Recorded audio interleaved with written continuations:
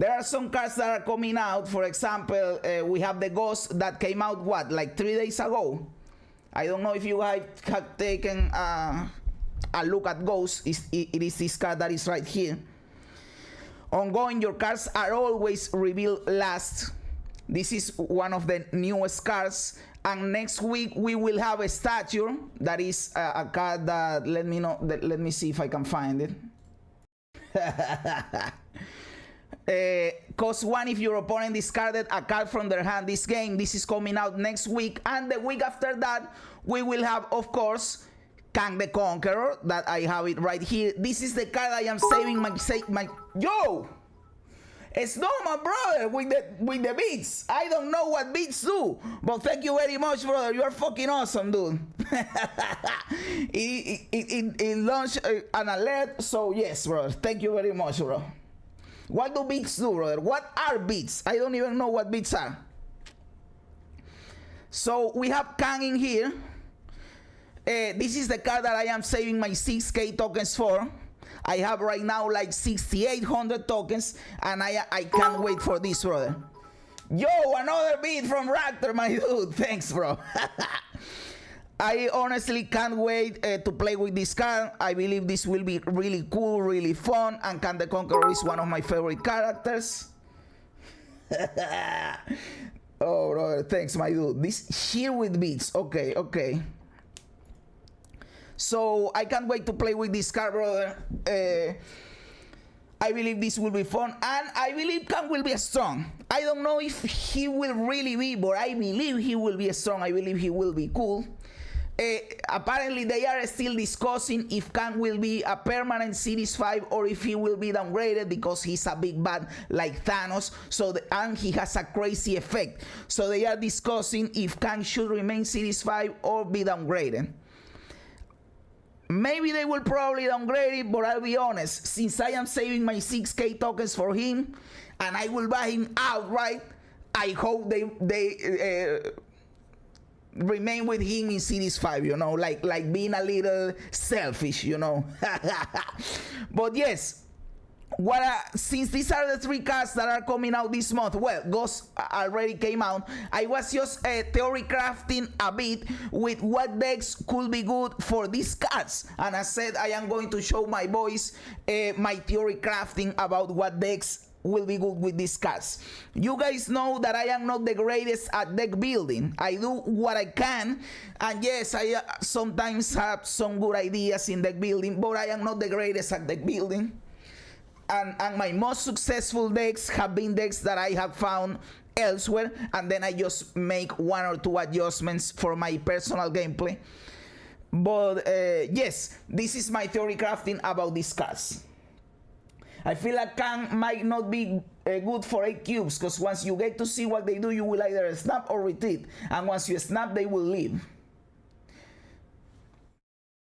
Ant-Man is an awesome movie. I went to go watch it. Okay, I am catching up with the MCU, so I am able to go to watch Ant-Man on the movie theater. Right now, what's the last movie that I watched? Doctor Strange. I am watching everything with my mom. We watch Doctor Strange. Next up, we have Guardians of the Galaxy 2.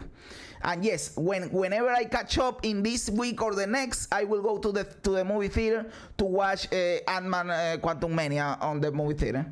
And what you're saying, Raptor, I agree with you. What we will try to do with Kang is, like, if I know that I'll play Kang on the last turn, I will snap first, right? It is like, if you have your negative on turn 3 or 4, you snap before playing the negative to make people commit to the stuff. That is what I will do with Kang the Conqueror. I wouldn't snap after showing the Kang. I would snap before, and if they retreat when I show the Kang, well, I took away 1 extra cube.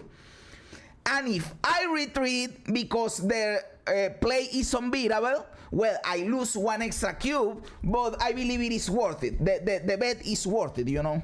So let's hope that's the case with Kang. But we will talk about Kang in a little bit, because we have here the Ghost. Ghost is already out, so some people have already been trying stuff with Ghost.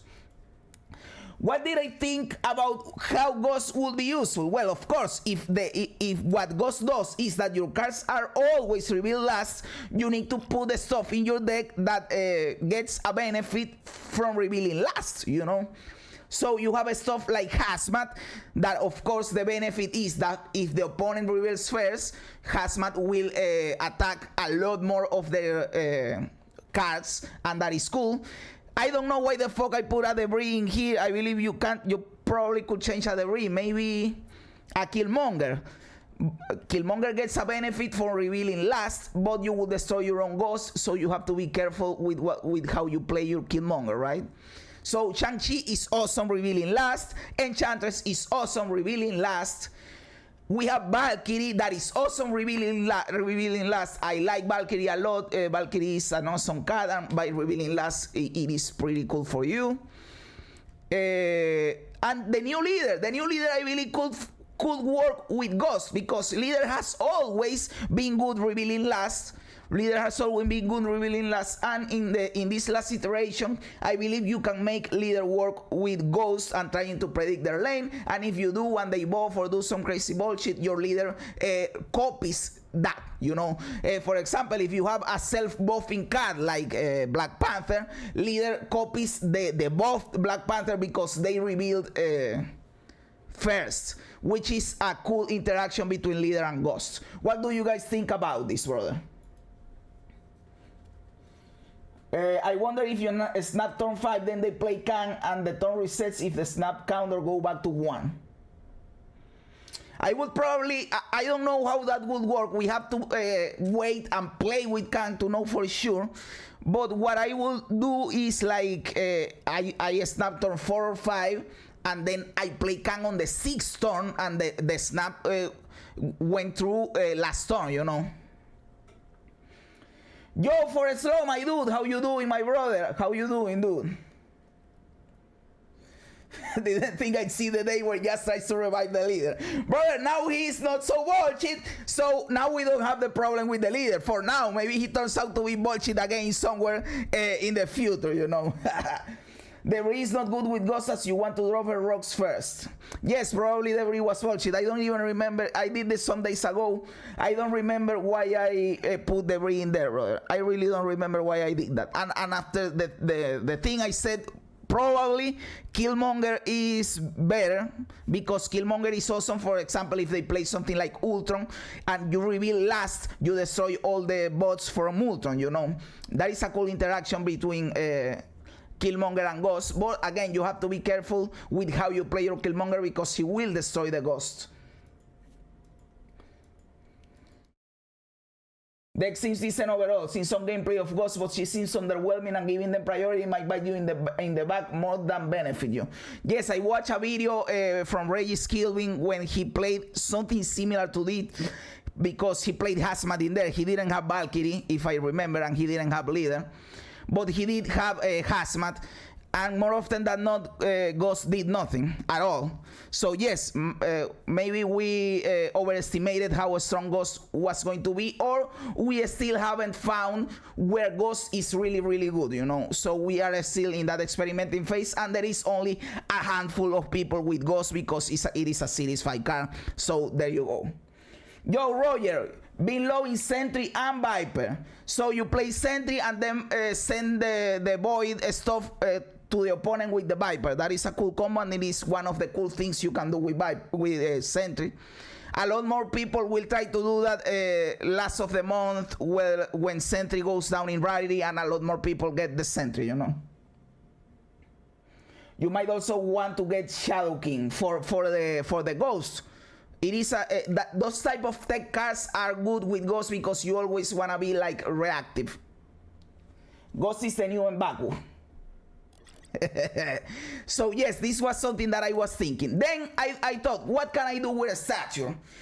And I'll be honest, I didn't build anything with a Stature, brother. I don't know if it is because I suck at deck building, but of course you have the obvious stuff with Moon Knight and Black Bolt. Everybody says, well, you can play Moon Knight and Black Bolt with a Stature, and yes, we know that. But does that justifies playing a Stature, brother? So I have to play two suboptimal cards. Alright, Moon Knight is kinda cool, but Black Bolt kinda sucks, just to make a Stature work. So what kind of deck am I building? And okay, I put in there Moon Knight and Black Bolt and a Stature. What is the other cards? How do I support this shell? How do I support this combo of cards? I don't know. Maybe some a person that is really good at deck building can make this work. I have seen some people talk about Munger, because Munger can copy your Stature and you play two Statures on the last turn, and maybe that is a powerful, surprising play. But if you play Moon Knight, you run the risk of discarding your own Stature. So I don't really know what we should build. As far as I know, these are the three best cards that people have come up that go well with the Stature: Moon Knight, Munger, and Black Bolt. What do you guys think? Could do a hybrid movement deck with Miles Morales to try get a one-cost Miles Morales and a one-cost Stature. Cool. Yes, right now there is a deck like that. I played some games with that deck and it's really fun. People call it the Freddy deck, where you have a Swarm and a Calling Wing, and you only run those two cards from the discard package, and you have Polaris, Aero, and Miles Morales for the movement package, and you have Iron Fist with Voltor and tech cards, and it is kind of a weird deck, but it works. So I like that deck, by the way. So yes, I don't have a lot of stuff with the Stature, and this is dangerous, right? Because some people will say, well, then we need another card to interact with the opponent's hand to be able to play a Stature. But then if you have too many cards that make the opponent discard, the game can turn on fun, you know. If one of the best decks in the game makes you just discard your hand and not let you play your game, you will be mad, because that is not fun, right? It is fun if you are the dude making the other guy discard the stuff. That is fun as fuck. But if you are the dude receiving that they make you discard, it is not fun. So they have to be very restrictive with that type of card of design in the game, because not a lot of people will like it. That this is too strong. So I don't know if we will get extra support for a Stature in the future.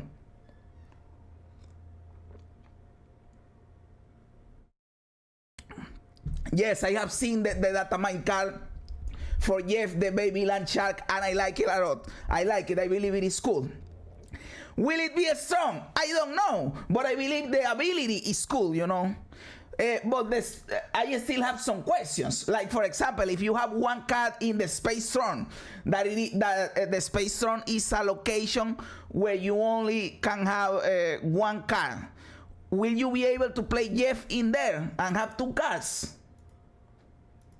Nothing can stop you from playing this anywhere if there is a space. So maybe not, because there is not a space. So Jeff can be played in a lane where there is, I don't know, an Ebony Maw, for example. Or a location that is locked, like a flooded location. So yes, I believe the card is good. That is Jeff the Baby Shark. So now we get to the big boy, Kang the Conqueror. I love this card, boys. I hope he's good. I believe he will be good, because in this game information is really powerful. And some people say, well, he will be a retreat farmer, because when you play him, people will retreat. Well, that is cool for me. That is cool for me. I am good farming retreats, but I also believe that there will be a lot of people that are stubborn and will try to beat you even if you play Kang. You know, and some of them will do it. Some of them will do it, but probably not the vast majority of times, you know. So what does Kang do? Look at what your opponent did and then restart the turn without Kang. So he just completely resets the turn. The opponent has the ability to play a different thing. They don't have to play the same thing. And you just play your turn normally, knowing what they have, what they thought was their best possible play. Because if they don't know you are going to play Kang, and that is the last turn of the game, turn 6 or turn 7, they believe the game is going to win, and they will play their best possible play. So you will have that information when the turn resets, which is a very powerful thing to do. Now, where does this ability fits? I believe it can fit in almost every deck, brother. In a lot of decks, this ability will be, having information will be awesome in a lot of fucking decks. So since the deck that took me to infinite this season was the Shuri Red Skull Zero deck, I said, would Kang help me out in that deck? And yes, it would, because on the last turn, sometimes I wanted to Taskmaster, sometimes I wanted to Arnim Sola, sometimes I wanted to do stuff like that, and the opponent had a Shang-Chi. They had a Cosmo that blocked my Arnim Sola, an armor, something that disrupted my last turn play, and I lost, and they surprised me. Kang would remove this, because now I don't have to play my last play thinking, what if they have a Professor X? What if they have armor? What if they have Cosmo? What if they have Shang-Chi? I don't have to guess, because now Kang will tell me for sure if they have it, and I will be able to make my correct play or retreat or whatever. So I believe Kang will be good in a lot of other decks too, brother. And I hope he is, because again, I am going to buy him as soon as I can, brother. It can create some mind games from the opponent's side as well, since now they know you've seen where they play, so they may end up playing in a different location. Exactly.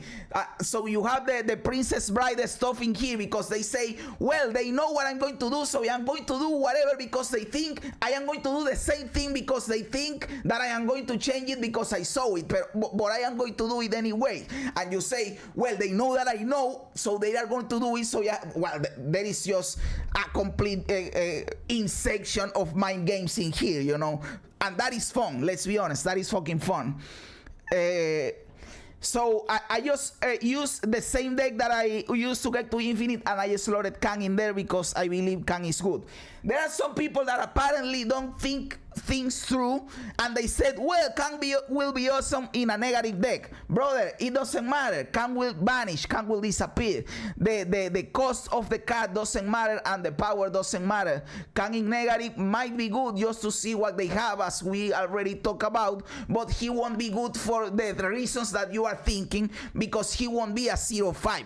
Okay, he will cost 0 energy, but at that point you don't care, because he's the only card you play, because the turn resets, and the power is meaningless because he goes away.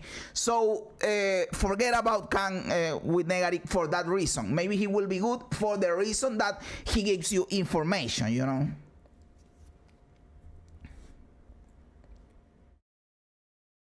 And yes, Joe Celote, how you doing, my brother? The obvious counter to Kang is a Cosmo can prevent Kang from triggering.